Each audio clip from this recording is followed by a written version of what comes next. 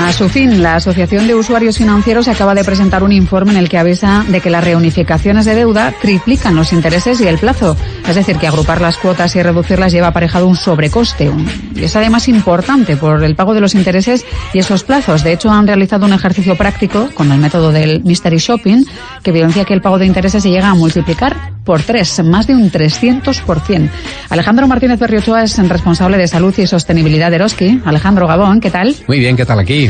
Pues con ganas de charlar y pidiéndole a la audiencia que eche un vistazo a ver qué tipo de tarjetas tiene en la cartera, 688-840-840, porque es verdad que pensamos en agrupar, por ejemplo, pues la hipoteca, el préstamo personal del coche, pagos de tarjeta revolving, otro pequeño préstamo de unas vacaciones y claro, igual sí que es verdad que paso de pagar 2.000 euros al mes a 500, pero nadie dice que esa deuda se eterniza, o casi, ¿no?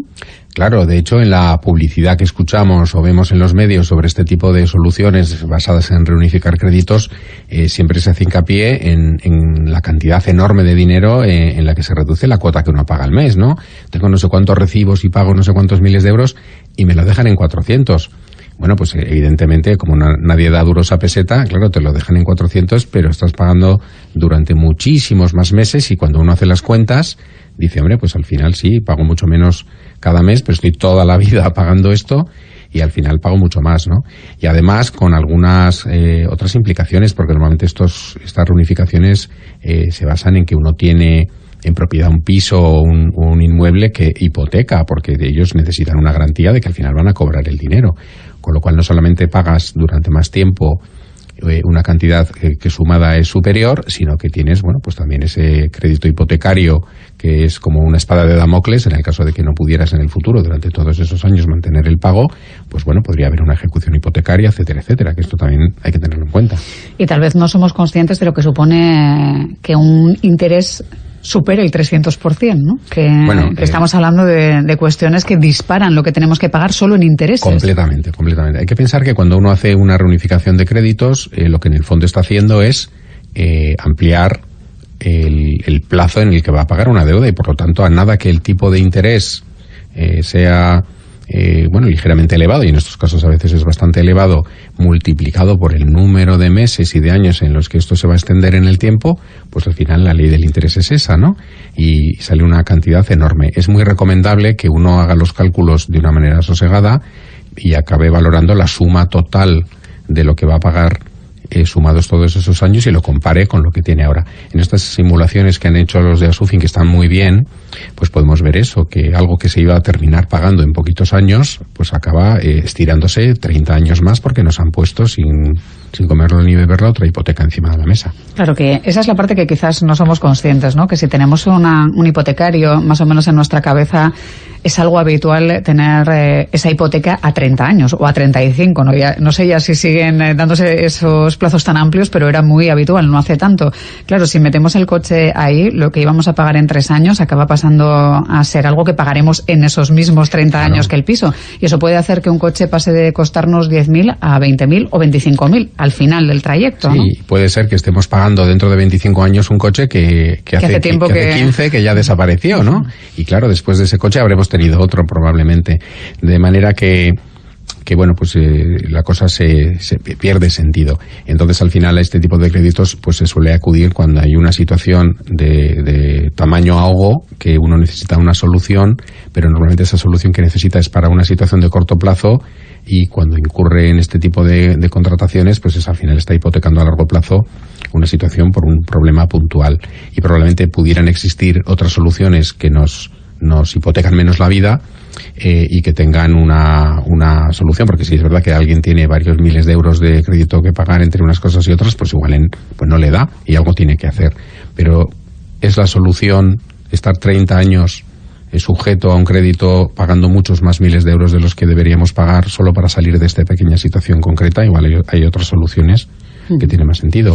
Y a veces nos dejamos llevar también por recomendaciones, porque es verdad que hay momentos en los que tienes previsto comprarte un coche o comprar algo y más o menos puedes pagar la mayor parte o podrías pagarlo incluso entero si hablamos de algo que no es especialmente carísimo, pero te proponen pagarlo a plazos y a veces hay que mirar si por pagarlo a plazos vamos a pagar más, ¿no? Si va a ser más cómodo en el fondo, pero no nos compensa. Puede que sí, puede que con ese dinero que nos guardamos invirtamos y los beneficios los volvamos a canalizar en otra cuestión, pero lo normal es que lo hagamos por comodidad sin mirar demasiado, ¿no? Bueno, eso es uno de los problemas que tenemos en general, y es que en nuestra sociedad la formación, la educación financiera, pues brilla por su ausencia, y los consumidores pues a veces se ven distraídos por la parte buena, ¿no?, de estas contrataciones. Oye, pues pongo el pago, me reducen la cantidad que pago cada mes, se me reducen los totales, pero no somos capaces de ver el paquete completo y a lo que nos conlleva. Y entonces, bueno, pues una recomendación sería tener a alguien independiente y conocedor de los intríngulis financieros de aquello que se nos pone sobre la mesa, si nosotros no tenemos igual ese conocimiento, esa capacidad, y desde luego en ningún caso, bueno, pues aceptar esa propuesta que puede sonar muy bien sin haber reflexionado y sin haber hecho unos cuantos números. Bueno, no pasa nada por decirle a quien nos lo proponga, déjame que me lo piense, que ya lo voy a mirar, porque tenemos que decidirlo en el momento, en caliente. A veces las decisiones que se toman no son las mejores, pero sí es verdad que quien nos lo propone suele intentar cerrar la operación sin que nos dé tiempo a pensarlo mucho. Porque a lo mejor mañana el precio es otro, o claro, a lo mejor se agota, sí, lo que tengo en esto. O esto es solo para los 20 primeros, ¿no? Cosas así. Pero bueno, sin querer decir que esto no pueda ser útil para nadie, porque bueno, alguna utilidad quizá para alguien pueda tener. A mí la verdad es que me parece que poca, y para poca gente, pero puede ser. Y en todo caso, miremoslo siempre desde una perspectiva de la globalidad, mirando la letra pequeña, viendo cuáles son los tipos de interés, porque puede ser que la operación tenga sentido, pero el tipo de interés no. Veamos, en el caso de que lo vayamos a hacer, diferentes alternativas, porque todas no van a ser iguales, y aunque ninguna sea del todo buena, pues siempre va a haber una mejor que otra. Y a partir de ahí tomemos una decisión solvente. Y tener las cosas por escrito, que siempre viene bien. A mí me cuesta mucho concentrarme cuando me proponen algo por teléfono, y a veces las llamadas, no digo que te estén proponiendo cosas que no son reales o que no sean buenas, sino que mi cerebro por alguna cuestión desconecta y prefiero tenerlo en papel. Y entiendo que aferrarnos al papel a veces es bueno. Es una recomendación que yo siempre hago, porque es muy difícil que en una conversación telefónica uno pueda hacerse cargo de todos los detalles, todas las condiciones, los tipos de interés, los números, los plazos, de una manera cabal.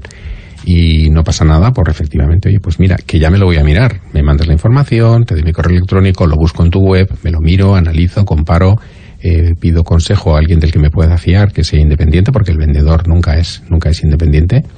Y a partir de ahí uno toma una decisión. Y además lo va a tener por escrito ante una posible reclamación o problema.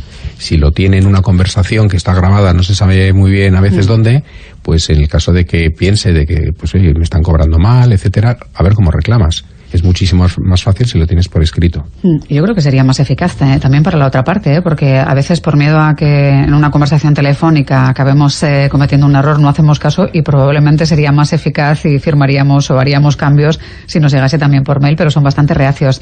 Alejandro, antes de abrir una ventana a ver cómo está el mundo de la automoción, quisiera hablar también de las tarjetas revolving para analizar cómo funcionan. Por desgracia no pone revolving en grande en la tarjeta cuando te la entregan o cuando te la ofrecen, pero normalmente suelen ser de fidelización. Puede ser que, bueno, pues que sean de la misma gasolinera a la que sueles ir y te ofrecen un descuento si la utilizas siempre, pero eso a veces supone aplazar pagos o intereses que también pueden llegar a ser muy puñeteros pasado un tiempo, ¿no? Bueno, pues estamos hablando efectivamente de unos instrumentos de pago, son tarjetas de crédito que tienen como característica principal que la opción del pago es aplazado, de manera que bueno, pues al final hay un crédito, ¿no? Cuando le aplazan un pago, pues le están haciendo en el fondo un crédito que tiene que devolver. Y es aquí donde tenemos que estar muy cuidadosos, porque según cómo se instrumente esto, podemos estar cayendo en una espiral que no tiene fin. Si uno paga una cantidad fija mensual y tiene una deuda superior, pues esto no se acaba nunca, y la cantidad que debo va generando un interés que normalmente suele ser un interés elevado, y en algunos casos incluso algún tribunal ha aplicado una ley ya centenaria, ¿no?, que tipifica la ilegalidad de los intereses usurarios, y fíjate de lo que estamos hablando para que un tribunal diga que un interés es usura, ¿no? Y luego también hay otra modalidad donde uno paga un porcentaje de la deuda. Pero claro, si uno paga un porcentaje de la deuda, por definición nunca llega al 100%, porque si pago el 40% de lo que me queda, pues siempre queda el 60% sin pagar, que me va generando un interés. De manera que uno, cuando se pone a sumar, dice, oye, pero si es que esta deuda nunca acaba, y puede ser que incluso crezca si la parte del interés que se me genera con ese tipo de interés elevado supera lo que voy pagando. En fin, es un instrumento que hay que manejar con mucho cuidado. Desde luego no es la opción más recomendable para financiar un crédito o una compra, y en estos casos lo mejor suele ser, evidentemente, pagar al contado si no se lo puede permitir y se deja de problemas. Pagar con una tarjeta de crédito normal, donde no tienes normalmente un interés que pagar, y en el caso de que no lo pagues el interés de demora es más bajo. Y también hay tarjetas de pago aplazado que no suponen un interés, que no suponen un incremento, de manera que son en ese sentido cómodas. Pagas más tarde, pues cuando has cobrado la nómina o lo que sea, pero no corres el riesgo de incurrir en unos intereses excesivos. Es muy real que nos falta educación financiera, desde los colegios, las universidades. Mira, por aquí me decían que en la universidad una profesora les enseñó cómo usar las tarjetas de crédito y que nunca lo ha olvidado, que ella explicó todos los problemas que pueden conllevar, y así aprendes, y si la necesitas la usas, y si no, bueno, pues buscas otras alternativas.